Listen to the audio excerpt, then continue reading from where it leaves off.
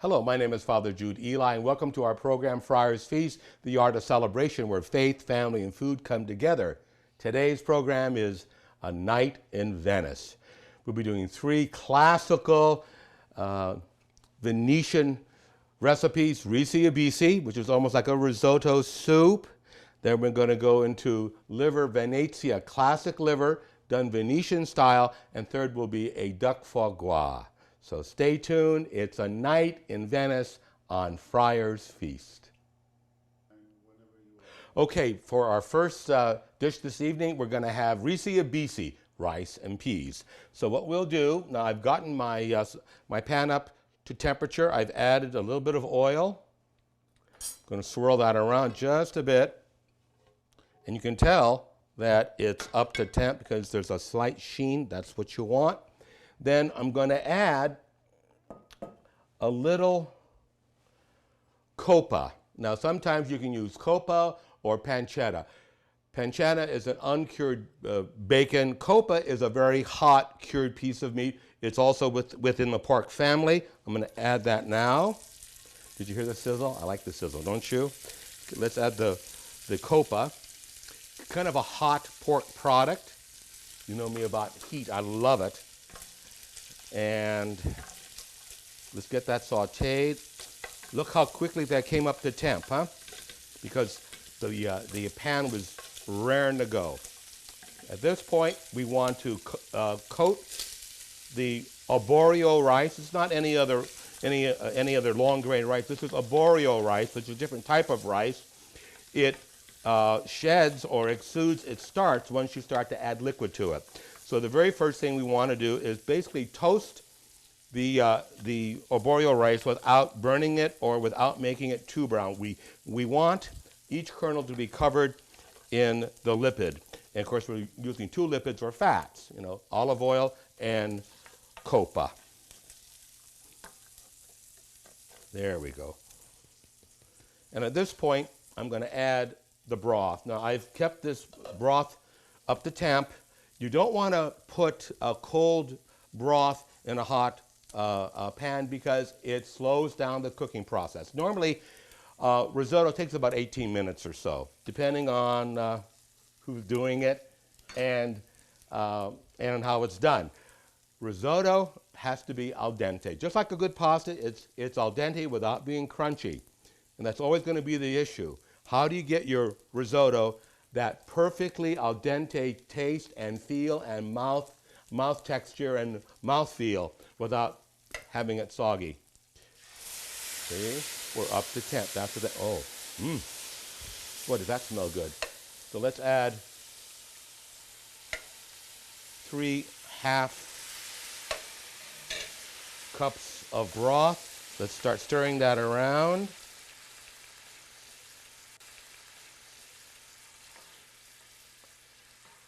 Now, it depends on how you want to do it. Some recipes say you can even microwave this. Some people say you add your broth all at once and then add your other types of heat later on, low heat, high heat, whatever. I do it the traditional way. I like to just add a cupful or a half cupful of broth at every turn. So while this is getting up to temp, as the rice exudes its starch, and that's what makes it wonderfully creamy and delightful. We're going to start on our second dish over here, which is liver. Now, a lot of people don't care for liver because it reminds them of their family way of cooking it or the lunchroom back at your neighborhood school. No, Venetian liver is wonderfully tasty and it's not overcooked. So let's add the oil to this. Now you're going to find how fast this goes. I'm going to add some onions that have been pre-cooked in butter. I want to get those completely browned off. And notice you don't burn the onions. So that's why I lightly sauteed them first in butter so that they're wilted. So I just want that to be done. this point, I want to check our risotto. See, look at it. It's coming up to, see, the grains are now getting fuller. They're starting to plump up, and the liquid is almost evaporated. And this is classic risotto making. Okay, let's add some more broth.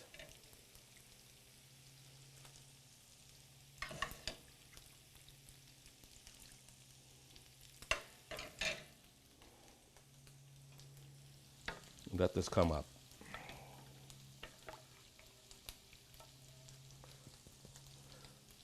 Let's go see how our onions are doing. Okay, I think these are about done. When I first had this in a restaurant off the Grand Canal, I said, what are they doing that makes this right? You know, what are they doing right about cooking liver? They don't overcook it. You see, that's the issue. You don't need to overcook it. So what I'm going to do now, I want to add just a little bit more oil, and I'm going to basically sear the liver. I want it really hot.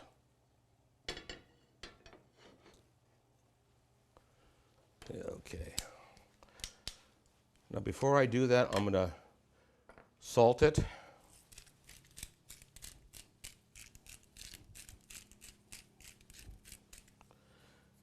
And you know me about heat.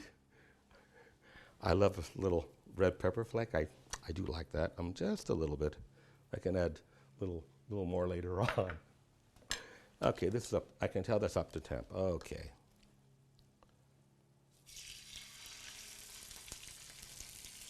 You cook with your ears. You got to hear the food cooking.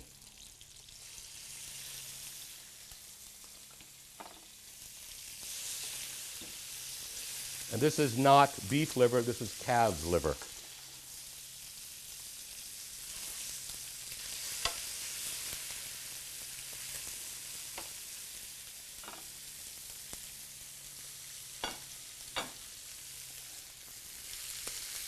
Okay, I'm going to time that. I notice I didn't touch that. Leave it alone. Let it cook. Oh, look at, boy, the rice is plumping up beautifully. Okay, a little bit more. Now, normally you would just add broth to your risi avisi. But on Friars Feast, the Art of Celebration, where you are in Venice, this is the classical Venetian thing. I like to just kind of elevate it. So I'm going to add a little bit of sparkling wine or Prosecco. Just a little bit.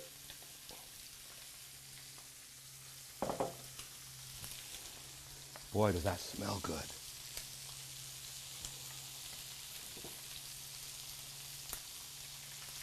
Okay, I'm going to let that reduce. Let's see how our liver is doing. Now, notice, it's starting to get white on the side. That means it's ready, you know. Let's see if it's ready to turn. Yes, it is. Look at that. Look at those marks. Oh, look at that. Look at the, oh, yum, yum. Yum, yum. And I can tell this is done. You think, but it hasn't cooked long. That's exactly my point. It doesn't need to. Look at that. It's already wonderfully laid out. Look at beautiful marks on that. Now I'm just putting it on the plate so I can add, look at that wonderful fond. See, that's what you want. Now I'm going to add some copa. This is a copa day. Yes, it is.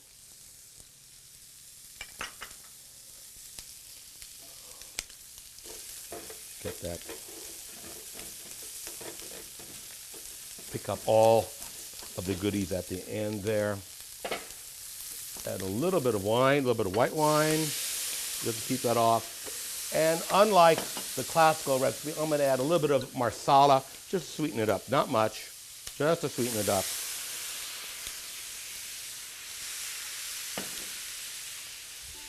I'm going to add the lemon juice.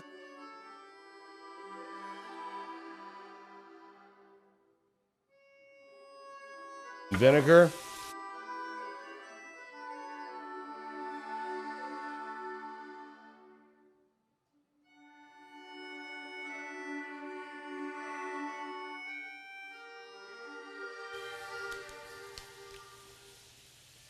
And now I'm going to add a little knob of butter.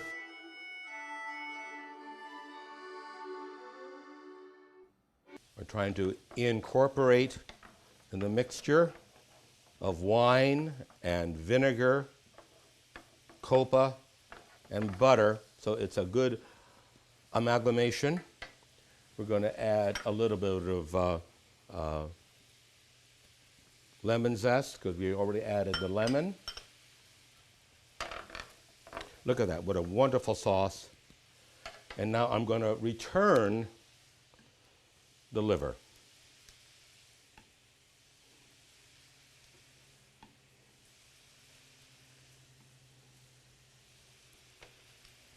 Then I'm going to reintroduce the onions.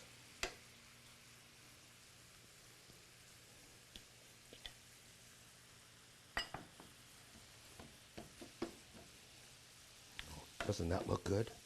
And now I'm turning it off. I'm going to let the residual heat just simply deal with the rest of the cooking of the liver. It's time to go over now to our risotto. Look how much the starch has been exuded from the kernel. This is exactly what you want. Let's put some more broth in that.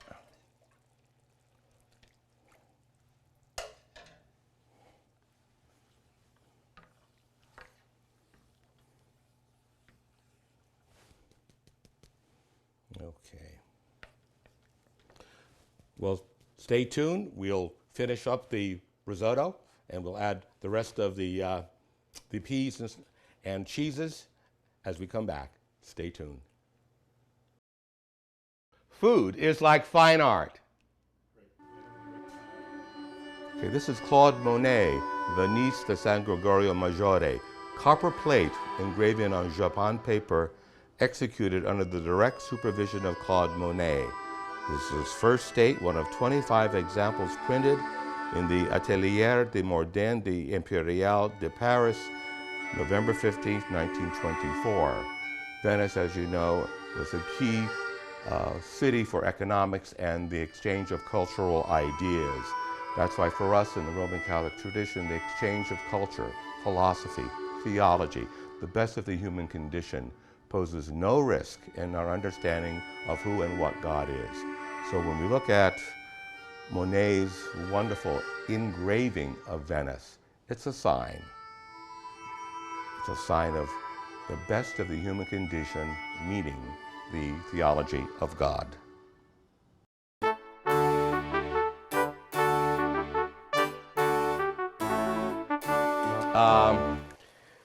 You really have to be honest here. You have to use a good wine. Now, I'm not saying you have to use really expensive wines, but it's got to be drinkable. If you can't drink the wine, don't cook with it. Because when you cook with wine, what happens? The flavor of the wine gets concentrated. So you don't want a cheap wine on this. You want something that you would drink at your table.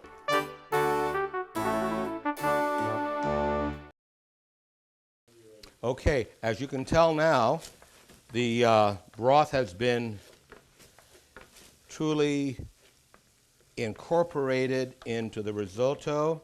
I'm going to add a little bit more sparkly, and I'm going to add some butter just to make it creamy. Some people don't add butters, but I do. Everything's better with butter, I think. And then, because I like richness, I add a little bit of mascarpone cheese. I love that. And now we can add the peas.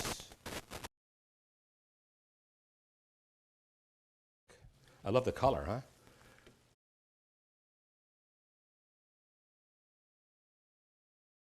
Oh, look at that. Oh, boy. I'm going to turn off the heat on this, and then I'm going to add some bruschetto, which is a truffled cheese, because I figure, well, like, why not? Yeah, this is not a poor man's dish. Used to be, but under Friars Feast, we can just let it. This is the art of celebration. There's fine art, there's culinary art, then there's the art of celebration. And when the crew eats this, I can assure you they will be celebrating. Now, like in all things, got to make sure that it's seasoned. Nothing's worse than having great looking food, but it's not seasoned correctly. See, this is the exact consistency that I want. Let's have a little taste here.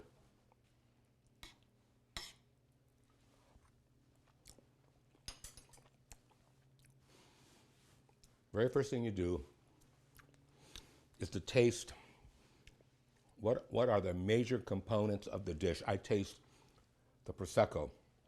I certainly taste the truffle cheese. The peas are very subtle. You do taste the copa, but you know me, just a little bit more heat on this cake. Just a little bit more heat. There we go. And the finishing touch, a little bit of Parmesan Reggiano.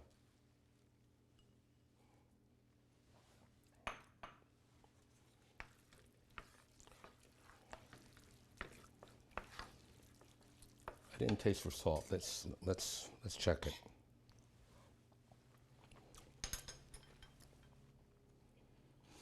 You know something? You don't need the salt. You know why? Because I seasoned it with lemon juice.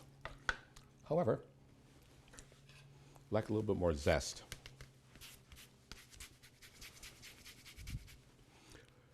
In a rich dish such as this, where you have multiple cheeses plus wine, to add a fresh accent, either a vegetable or an oil or a zest, really brings out the flavor. It really does.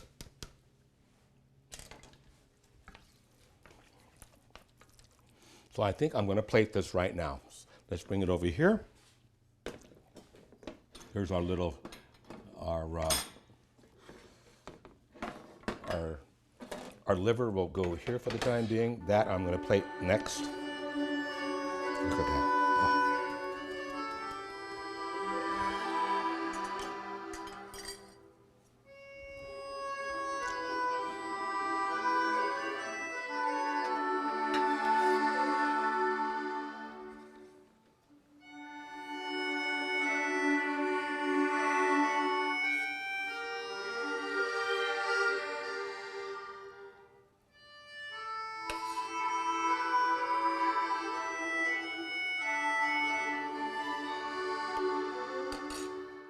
And there you have it.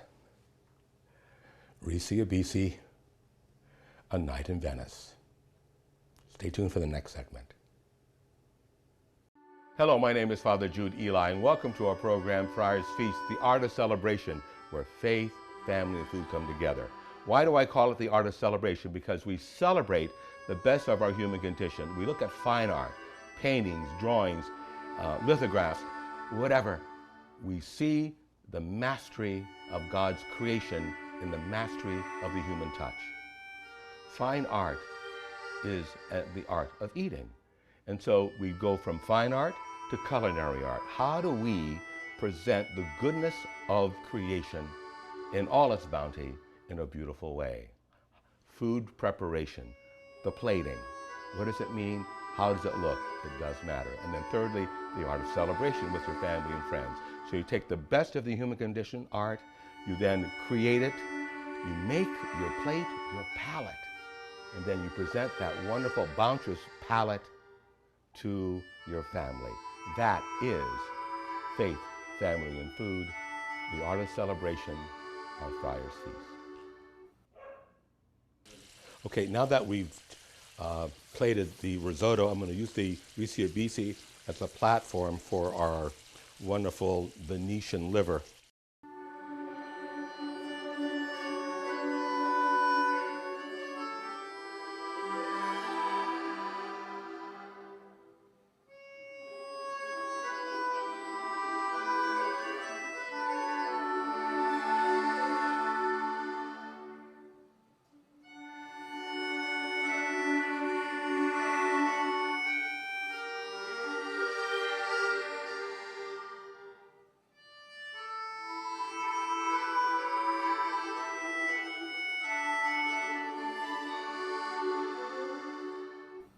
And there we are, liver Venetian style, Friars Feast. Enjoy.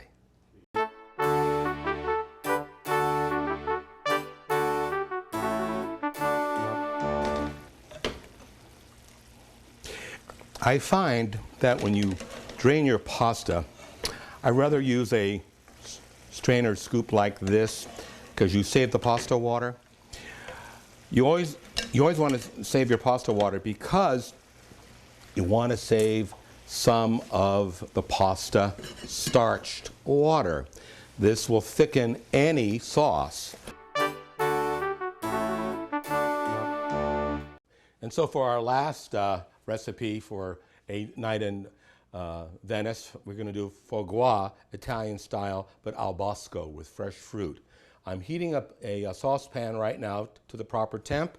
I'm going to add a cup and a half of orange juice. I'm going to add 2 tablespoons of orange marmalade. Then cherry preserve.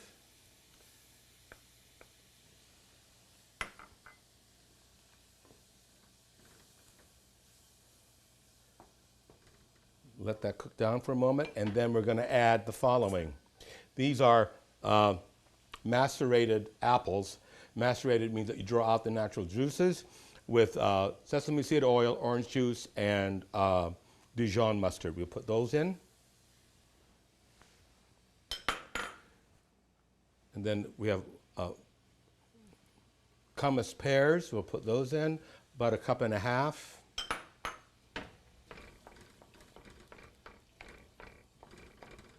So again, foie gras is, once it's seared, it's a very rich dish, and it's very subtle and yet aromatic, and there's a mouthfeel that's very light and almost like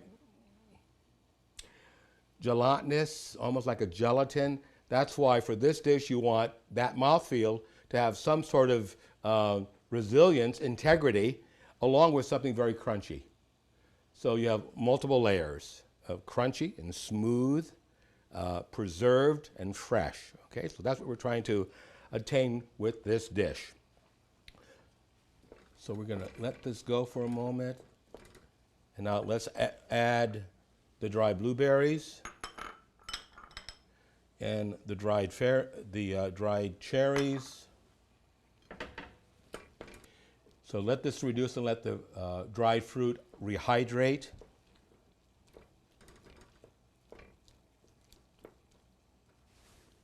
Okay.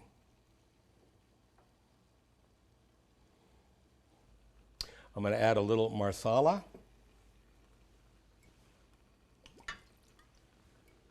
Just a taste.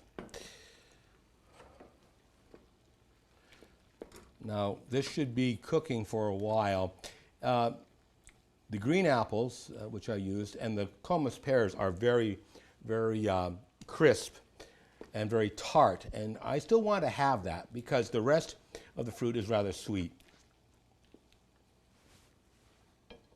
I want to taste that.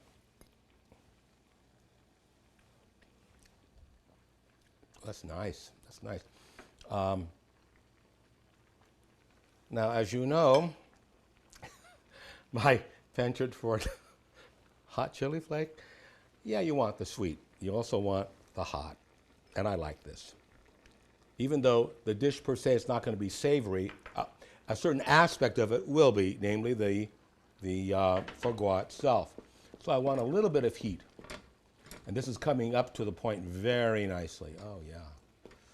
Okay, now that the fruit compote is just about done, look at the consistency of the syrup. That's what you want.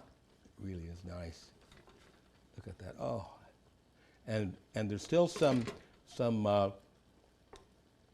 crispness there, I can tell. So that's exactly what I want. Okay, the pan has come to temp. Let's put the foie gras on. I'm not using any oil because this is a pure fat. You don't need oil.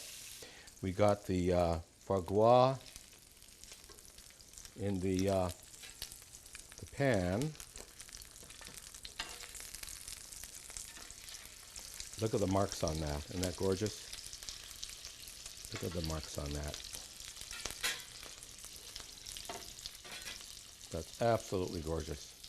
Okay, now time for some pyrotechnics. A bit of limoncello.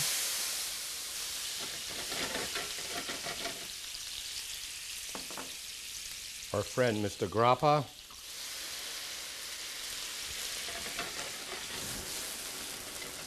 There we go. Let that burn off. Oh, I love that.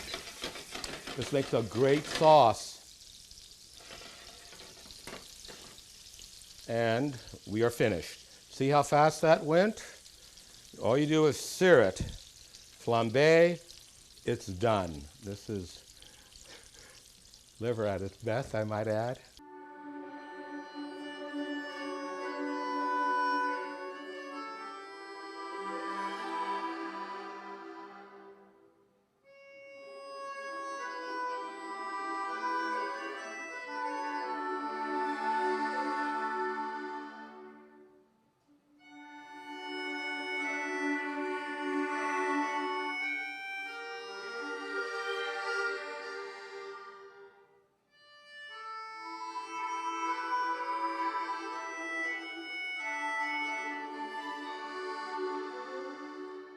Here we are with foie gras, Venetian style.